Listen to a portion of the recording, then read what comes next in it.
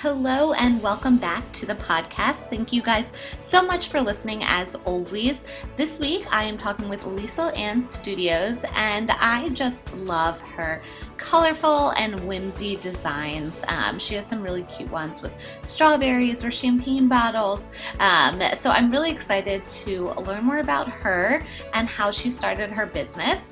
But I wanted to thank you guys. A few episodes ago, I had mentioned that if you DM'd me with some ideas for who you'd want to hear on the podcast, that I would send some of you any of the leftover merch that I had before we get ready for the new season of merch. And I had so many responses from that. So thank you all who did that. I'm hoping to do another similar sort of a giveaway or listener appreciation activity shortly. But let's get into this week's episode. All right. So why don't you let everyone know who you are, where you live, and what you do? Hi, Patricia. Thanks so much for having me. I am Liesel. I am based out of Lawrence, Kansas, and I am the owner, artist, and designer behind Liesel Anne Studios. Awesome. Well, thank you so much for being on today. I just love how happy your art is. And it's just so beautiful. I got a package in the other day from you with the cutest strawberries and like champagne bottles. It's just so feminine and preppy. Yeah. It's that's part of our vibe, our goal, joyful and preppy. I love it. So, tell me a little bit about you as a kid. Were you someone that, as you were a kid, you were already sort of artistic and creative, or did that come later in life? So, what was your childhood like? Yeah. As a kid, I had a father who owned his own business. He's a physician. He owned his practice. So I always saw that entrepreneurial side of things. And a mother who has her doctorate in music and is very creative. So that kind of surrounded me. And I think that seeing my dad having his own business, working his own hours, able to be really flexible and being able to do the things that he wanted to do with us as a family really was something that was rooted in me. And I was like, I want to be my own boss. Like I want to have my own business. So I think I always knew that as a kid. And then as far as the creative side, my mom, while she is focused on music, she also is an extremely good artist. And both my grandmothers are actually very good at art too. They're incredible artists. They can paint and do pastel oil. I mean, it's incredible. And so even to the point that so I have all girl cousins, and at family gatherings, my grandmother would have crafts for us to do. And so we would get to go make ornaments or felt frogs that are stuffed and all these fun little things. So I was definitely really creative as a kid.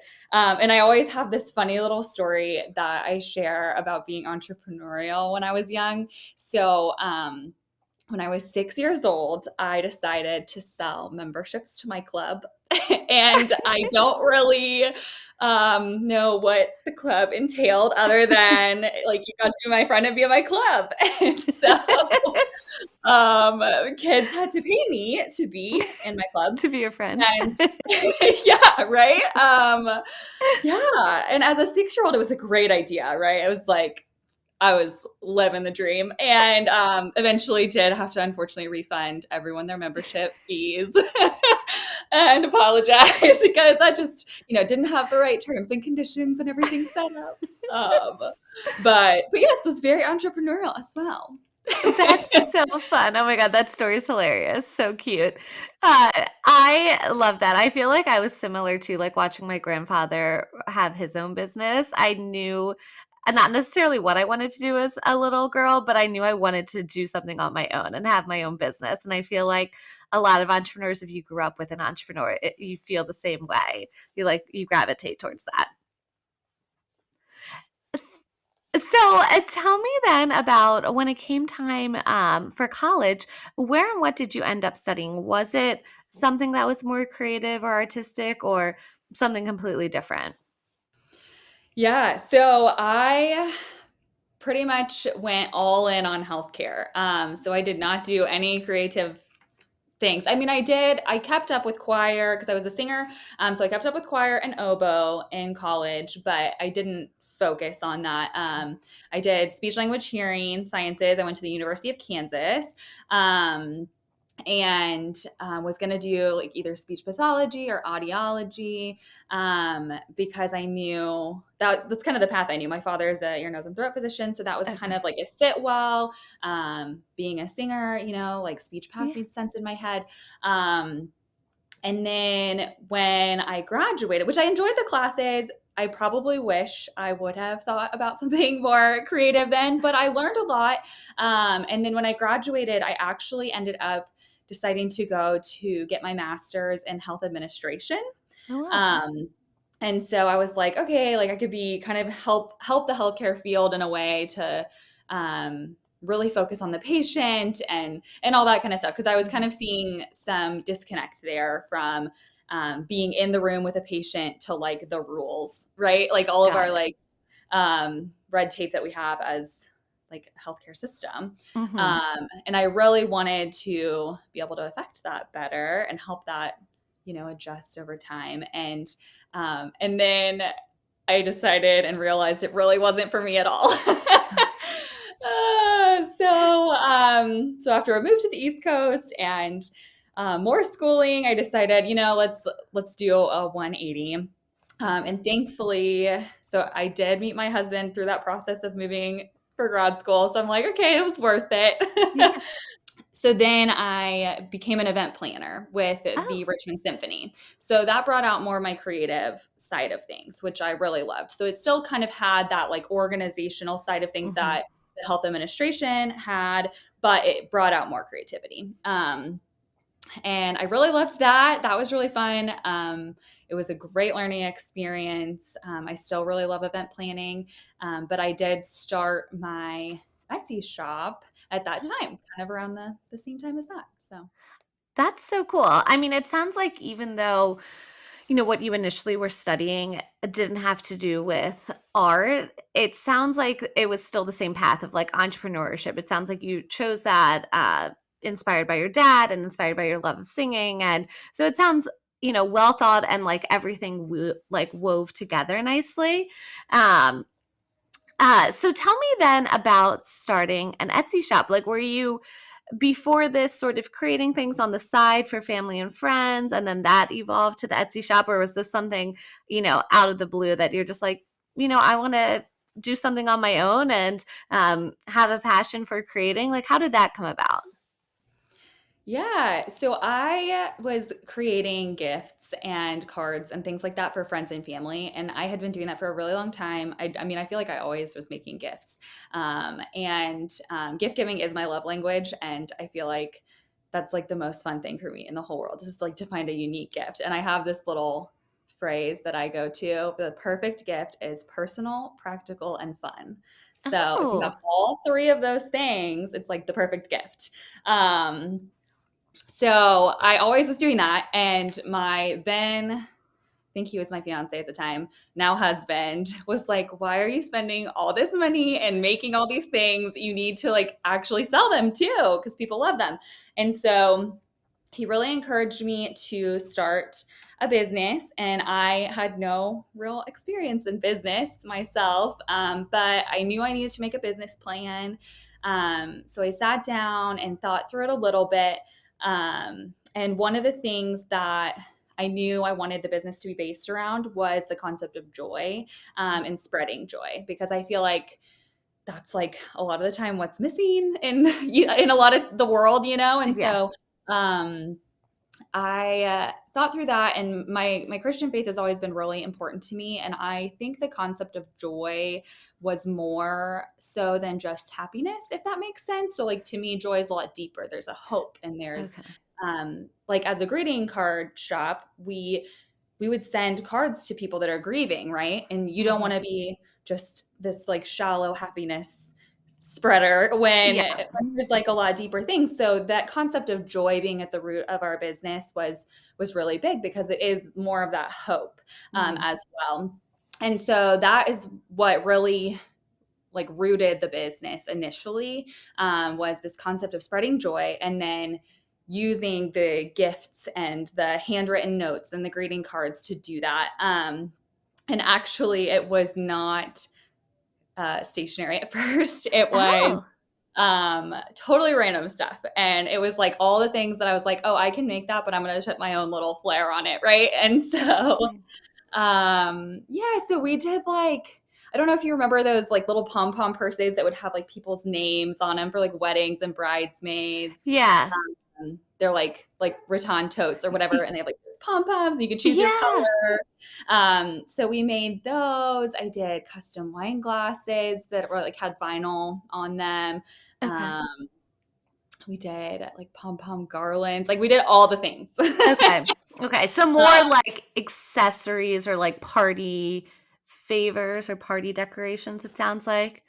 Okay. Yeah, more like gifting stuff or yeah, party stuff. Or like bridesmaid gifts, I guess was like a really big one. So yeah, we did that for a long time. And then I did start doing stationery and like the paper products Mhm. because I needed it for my wedding. And so Oh. in 2019, we basically DIY'd my whole wedding. And then that all kind of came into the business. Okay, that makes sense. So it sounds like when you started with the initial products, they were more, for lack of a better word, like arts and craftsy versus what you do today is much more, I don't know, are you painting? Are you watercoloring or are you using Illustrator? It sounds more like it's a art form. Not that before it wasn't an art form, but it's like a different model. Does that make sense? Yeah, Yeah. absolutely. It was. It was much more like make it with your hands, early on, more like you said, like crafty. And now I do hand paint everything and then I design it all. So it is like shifted significantly. So how did you hone in on that skill? Because I feel like painting something, I mean, that I can't imagine going and painting something. I'm watercoloring right now just for fun, but I have like a workbook that teaches me how to do it, and it's more Okay. like Okay. a relaxing thing. So, how did you realize, you had this skill and kind of hone in on your style? Because I feel like looking at your pieces, it has such an aesthetic. So how'd you develop that? So it's funny that you asked that. I don't really know. So I picked up a paintbrush, what, like 2 or 3 years ago now, because before I was paying other artists and I was doing the designing, but I was paying other artists for the artwork on our Got it. stationery. And so I picked up a paintbrush and honestly didn't think I was a good painter. I was like, I don't even know if I can do this. But I tried it and then I just kept doing it and just kept practicing. And I I think it's interesting when you talk about style. I didn't really necessarily try to develop a style. I just can only paint this way, if Okay. that makes sense. Like I just don't know how to paint like otherwise.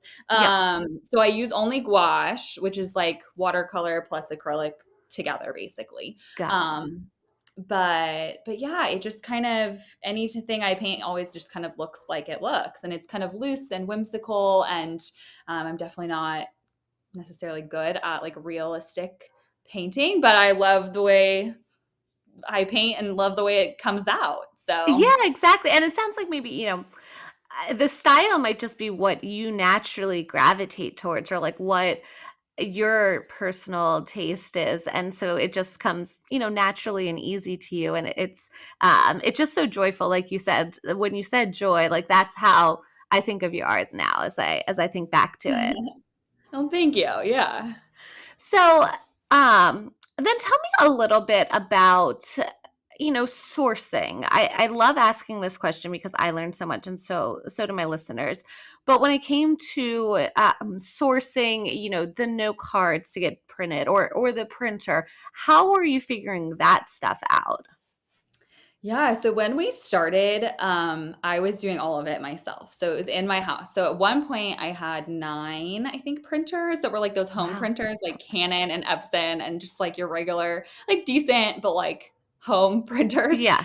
And then I was working with paper mills and like huge bulk sourcing to our house. So we had like pallets show up and everything. So that was like almost a whole different business, because that's really like, yeah, like I was the manufacturer myself, Yeah. which was awesome, but also very difficult. So it got to the point that like I was just printing all day, and wasn't really doing as much art or design or, um, yeah. So then eventually I did switch over and had to source the manufacturing, which was one of the best things I think I did as far as like my own piece. um, but it was hard to find exactly what printers to use and what companies that I should go with. And so I would say a lot of it was trial and error. Another part of that was joining groups that like share that information. So I Uh-huh. did proof to product paper camp, which is really great for like people who want to wholesale. But we're also a group on Facebook, and we chat about our manufacturers and like who we recommend and what's going well and what's not. And so things like that really helped, to be Mhm. like, oh, okay, well, there's like 5 or 6 really reputable sticker companies, and Yeah. then I try what I like best with my art, and you kind of just go from there. That's so smart. Like looking into those courses or those programs and some of those Facebook groups. I know myself, I'm part of some PR groups on Facebook, and even programs and memberships too. I'm part of. So I think it's smart to find your community and people that can help you and you can bounce ideas off of or have already done it and can recommend places. Yeah, yeah, absolutely. So, right now your products are on your own website, correct? Yep, and Etsy. Okay. So tell me the decision then about, why you initially picked Etsy to launch and why you're still there too, and then starting your own website in addition and what the thought process and benefit to each is, I guess. Yeah. So I started on Etsy originally just because that was like it made the most sense. It was the first step in Etsy markets for you in a way. So you can reach so many customers. And I really think it is a really good place for people to start just so that they are getting seen. They make Yeah. it pretty simple, very straightforward to list things. There's a very low overhead cost to do that. Um, and and back when I started, what, almost 7 plus years ago now, that was like the main place to Mm. start a business. And so that's why I started there. And then that has grown significantly. It's been really great for us. And I think we'll remain there just because it does reach so many people. And there are people that will purchase things on Etsy that would always want to purchase on Etsy, Mm. because they have their account and it houses all of their purchases from all Yeah. different stores, right? And that's nice for a lot of people, and I totally get it. But I also wanted to start our own shop eventually, partially because fees are involved when you use another service, and so I just thought it would be nice to have that supplemental shop of our own, but Mhm. also just to have really our own brand, so that we are Liesel Anne Studios and not just an Etsy shop, if that makes sense. Yeah. No, that makes complete sense. Yeah, so we started there, I think actually like a year and a half, 2 years ago now, Okay. our own shop. And then now we've kind of dived. Now we have kind of moved into more like we are also on Minted for some of our Oh, products. And we also have fair wholesale. So we're kind of diversified throughout now. yeah, that's so amazing. So for those listening who might not know of your products or your artwork, can you describe sort of your offerings today, like what sort of products you offer, and maybe some of your you know, prints or designs? I mentioned the strawberries and the champagne bottles, but some others that people will find there. Yeah, so we mainly do, I always say paper goods and gifts. Our paper goods are like stationery, notepads, gift tags, wrapping paper, kind of your general like desk set and also gifting supplies. Mhm. And then as far as the gifts themselves, we do have some shatterproof cups with designs on them. We also have a few headbands that are kind of limited edition with my art on them, and like a small variety of other gifting type items. But yeah, we have all the things that you think about preppy and fun and joyful. So we have hydrangeas, which are like our best sellers. All the way to like full scenes. So actually, I've learned that now my favorite things to paint are fun scenes with animals. So I have like a flamingo lake art print, and it's all these like cute flamingos doing different things at a lake. Or we have a dogs brunching in Paris one where there's these dogs having brunch with the Eiffel Tower in the background. So you'll find little things like the strawberries you mentioned on the different products, or you can find actual like full art scenes. I love it. That's amazing. So, what would you say is the hardest and the worst part or your least favorite part of business? And then what's your favorite and the absolute best part? Okay. So the hardest thing I think is probably just slowing myself down.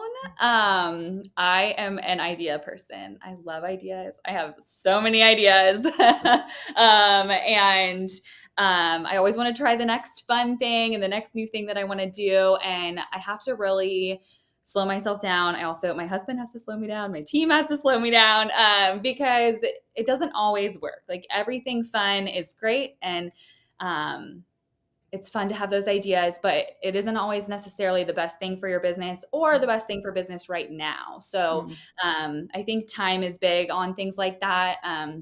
Right now I have an 11-month-old. And so my time looks a lot different than it used to. And so I have to be really wise about, okay, should I really add this whole new product line or do this whole new thing right now, along with all the other things I'm doing just because it sounds fun. And so I think that's a really hard thing for me for some reason. I don't know. I just like, I want to do all the things. And I just can't all the time. And and shouldn't honestly, do everything. So that's probably the hardest. But the thing I love the most, honestly, is just waking up doing what I love. So like I never feel like it's boring or a chore. I mean, it's definitely hard work. But it's so worth it. And I really hope that everybody listening and everybody out there would also find something that they truly love and are good at and are willing to put that hard work into, because it's just awesome and so fun. Yes, it's definitely fulfilling. And I'm with you. I'm one of those ideas people. I feel like I always have a new idea and then I'm like full in on it. And then later I'm like, oh, I don't know if I have time for this or if it makes total sense, but it's like such a great idea and I'd hate to pass it up. Yeah. Yep. Yeah, no, I hear you. What about a pinch me moment, like something regarding business that you're really proud of or was really exciting to see happen? Hmm. Gosh. Well, I'm really proud of my team. They are crushing it. I have a team of 3 women who are also mothers that like really keep us going, which is awesome.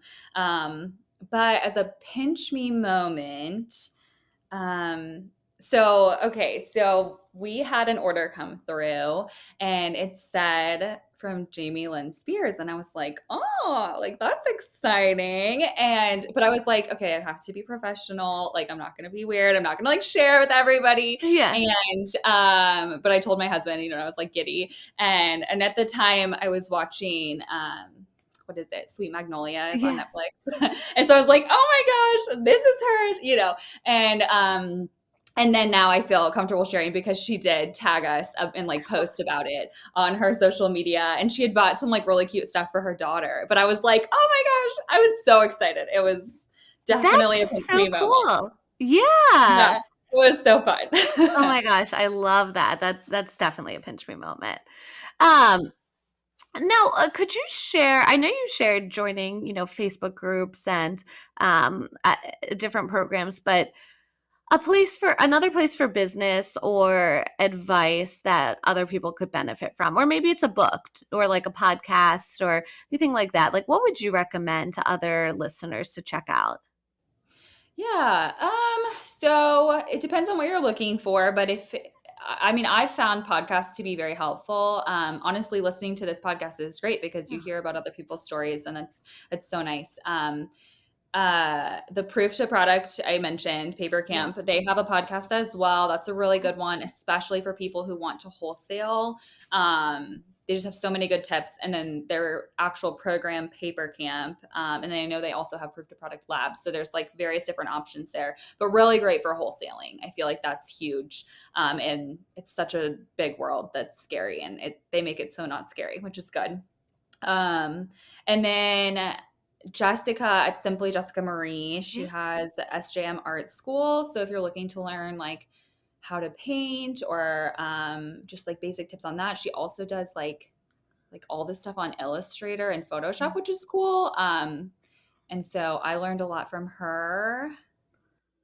She's a good one. I've had her on the podcast, maybe back in the first year, but a lot of people have mentioned her programs because they help you with, I think, with sourcing too, and like you said, painting and all. So she's a great one for sure that I've heard. Yeah, she's so helpful too. She's just so friendly and easy to talk to. And if you have questions, she's great at answering them. So yeah. Yeah. Now, okay, going back to Jamie Lynn Spears, who would be a dream customer? Like if you could pick anyone, who would you want to have? Oh man. Okay, so I feel like this is going to be so cliche to say, but I have always been the biggest fan of Reese Witherspoon, and I'm sure everybody says Yes, that. yes. Uh, but I look up to her so much, and I don't know if it would be like dream customer or dream collab or what it would be, Mhm. but she's so incredible. She has that like rooted family vibe that she has going on, and but also is like such a great business person. And yeah, it would just be a dream to work with her. No, I love that.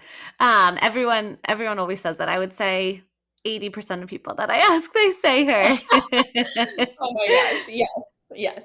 Yes. So now, talking about inspiration and ideas, where do you find inspiration? Or, I know you mentioned behind you is like a sneak peek of something that's coming out soon. So, like, where do you get inspiration for your next pieces or your next collection or new prints?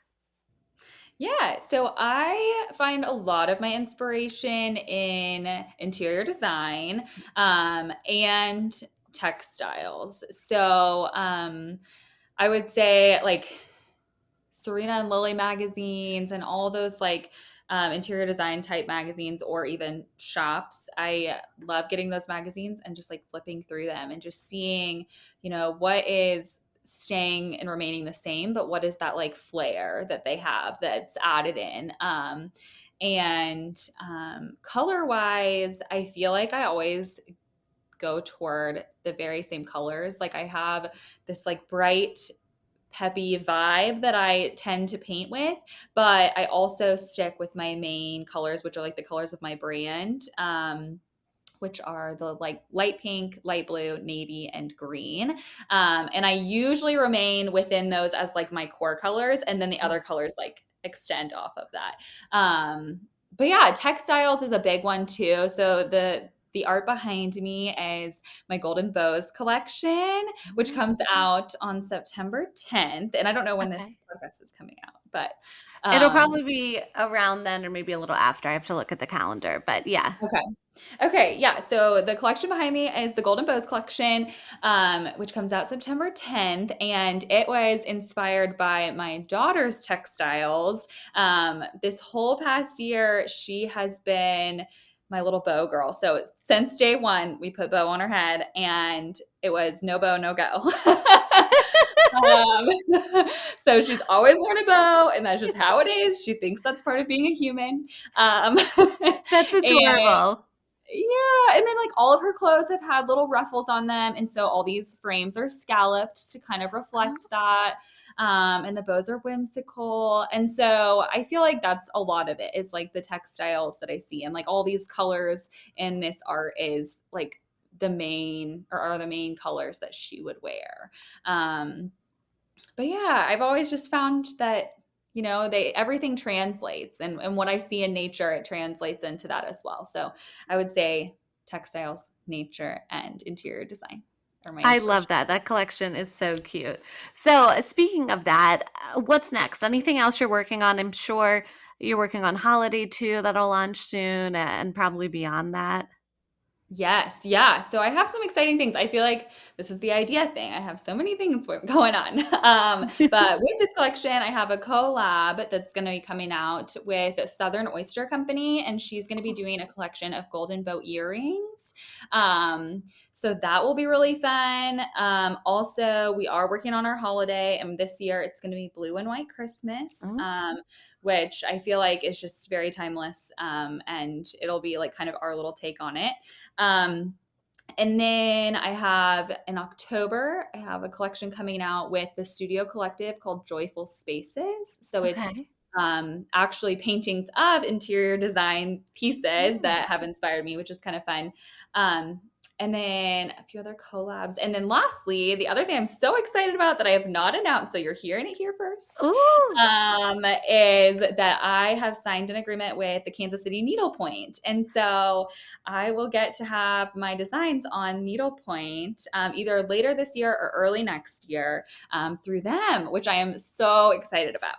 Yay! That's so exciting. I know a lot of my listeners are needle pointers, so that is awesome. Well, amazing. I look forward to all of these fun things. Okay, so I'm curious, what does preppy mean to you? How do you describe preppy? Okay, so preppy means to me that it is timeless yet modern. It's like old meets new. And it's classic, confident, and joyful. I love that, and I love the old meets new. I think that that's like a great way of describing it too. It's a good way to encompass classic. Yeah. So my final question is, where can people find you on social media, your website, your Etsy? That way they can follow along and support you. Yes. So we are Liesel Anne Studios everywhere. So the way you can remember how to spell it is it's Liesel, like diesel with an L, and with an E, like stationary with an E, and studios. And so you can find us on Instagram at Liesel Anne Studios, Facebook, Pinterest, Etsy, and our website is lieselandstudios.com. Perfect. Well, this was so fun talking with you and learning more about your business. Thank you so much for being here today. Yeah, thank you. I appreciate it. It's great chatting with you. Thank you so much for listening to the Preppy Podcast. I hope this put a little prep in your step for the day. Please subscribe, rate, and review on wherever you listen to your podcast, and follow along with @the Preppy Podcast on social media.